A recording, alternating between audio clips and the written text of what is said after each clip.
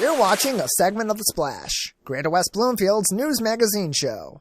I'm joined this week by Jesse Palter, singer from Mack Avenue Records. Jesse, thanks for coming on the show. Thank you so much for having me. So first, you want to introduce yourself to the Greater West Bloomfield area? Sure, yes. Well, I'm no stranger to the Greater West Bloomfield area. I was born and raised here. Awesome. So I grew up at Walnut and Drake, basically. Right and I went to West Bloomfield High School, Abbott Middle School, Doherty Elementary School.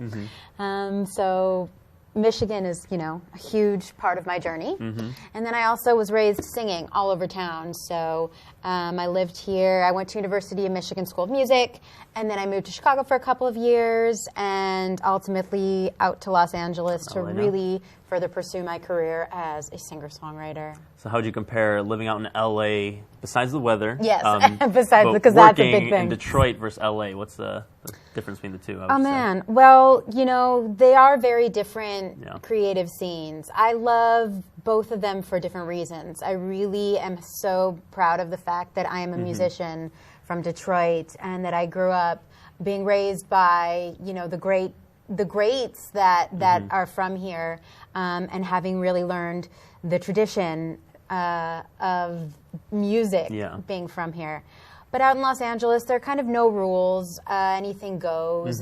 It's a wide array of different things that you can get involved in. And so I think both of those cities have really been important to my musical journey. And right now you're on tour. Is that what brings you back to the area? Yep. Yeah, so I just played a couple of shows at this amazing venue in Lake Orion, 20 Front Street. I released this album in July. It was my debut release on Mack Avenue Records, which is a Detroit-founded record label.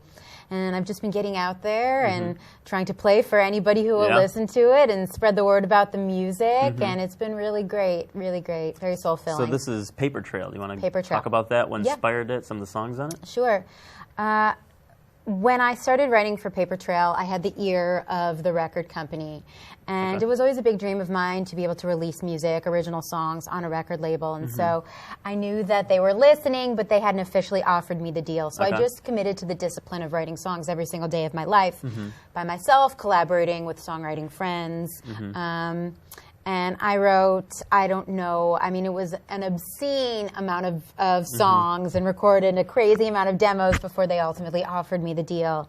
So I got signed in 2016, and then I threw myself into the making of the record 2017, and then the fun artist process, I had to wait to release it until July of 2019. So that was a crazy experience, but it's out now. It's available on all of the digital platforms. And then I'm just going from city to city, playing wherever I can, and spreading the paper trail. Awesome. Yeah. What are some of the songs on it? Is there any specifically that you want to stand out, you want to talk about? Oh, my God. Each one of these songs on this record is like a page of my diary. It's truly hard to pick one over the other. Because they're all so personal. All of them are autobiographical, except for one, which was written based on a friend's experience. But I don't know. Different songs have meant different things for me. I think it would mean so much to me if people listened to it from start to finish, because I really tried to tell a story with the sequencing of the songs. I tried to basically tell the story of my life living in Los Angeles, far away from home, far away from my family, chasing my dream, the trials and the tribulations that accompany that experience of pursuing a career as a creative professional, and just kind of threw it all into the music. I allowed myself to be really quite honest. There's one crazy experience that I can speak to. The final song of the record is a song called Goodbye, My Friend. And it was originally a collaboration between myself and another Detroit musician, Mike Jellick. I was writing for a jazz record with my jazz quartet in 2013. And he sent me this idea called Goodbye, My Friend. At the time, I remember thinking it was really quite morbid, and so I wasn't particularly inspired. And it was, melodically, it was not what it ultimately is on this record. He just sent me like a little snippet of a chorus idea. It was very jazzy. And I wrote back to him like something like, wow, dude, real morbid. Just wasn't inspired to write about it. And then throughout the writing of this record, I had just parted ways with a longtime collaborator of mine who was really struggling with addiction, and I had a dream that he died in the dream. I woke up from the dream, and all these years later, that melody had come back to me, that song lyric had come back to me, but it was a little different, and it was almost like in the dream, the entire song wrote itself. So I just really had to crawl over to the piano. The verse was all there, the verse ideas. And then, so that was a really cool kind of divine experience. Naturally came together. It fell out.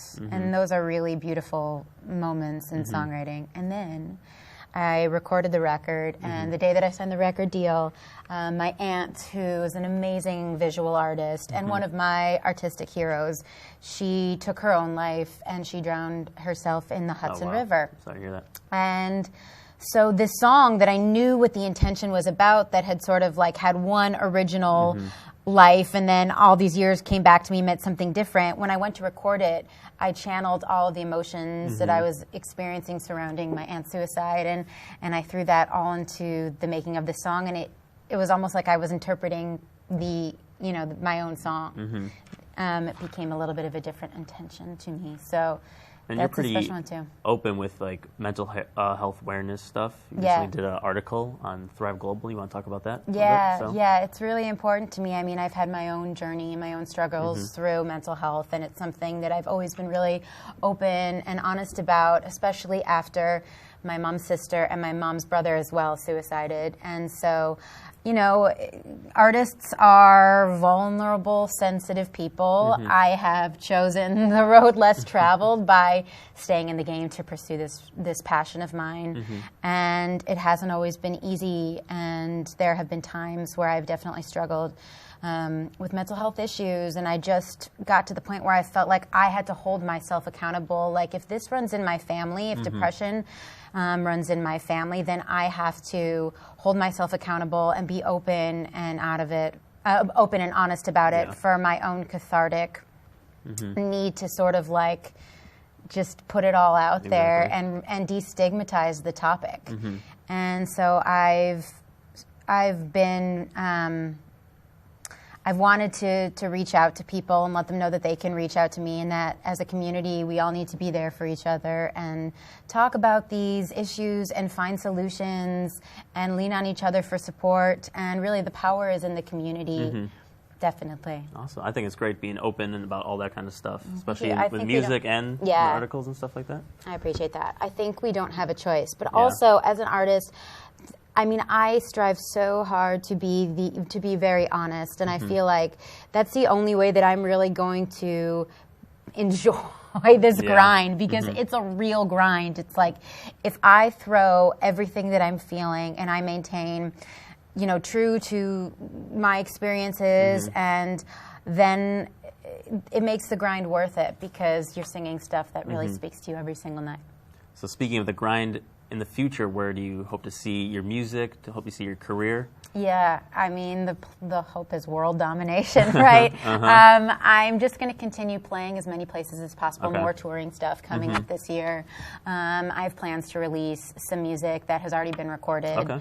And I'm always looking for new ways to create and to collaborate and to grow as an artist, and hopefully just keep putting one foot in front of the other and building upon what I've already laid down as a foundation. So where can people find, I guess, you performing? Where can they find you at? And also your music? I'm very active on my social media accounts. So I'm at Jessie Palter, Jesse Palter. Which I believe we're live now, We're right? Live on Instagram. Woo! What's up, Insta? I love keeping in touch with people that are following along, and so that's a really positive experience for me. So I post about a lot of public gigs on my social media pages, and I'm on all the digital platforms as well, like Spotify and Apple Music and Amazon Music and Deezer and Tidal, and it's not too hard to find me on there and to drop me a line. So people can find Paper Trail and listen today. Exactly. Yes, please do it. Do it. Tell your friends. Great. Well, appreciate you joining me on Splash today. Thank you so much for having me. I really appreciate the support. It's been great. So once again, we've been joined by Jessie Palter. Thanks for watching this segment of The Splash. To watch the entire show or other segments, catch us on Comcast Channel 15 and AT&T Channel 99. Or look us up online at thesplash.tv and listen to us every week on 89.3 WBLD, the all-new Lakes FM.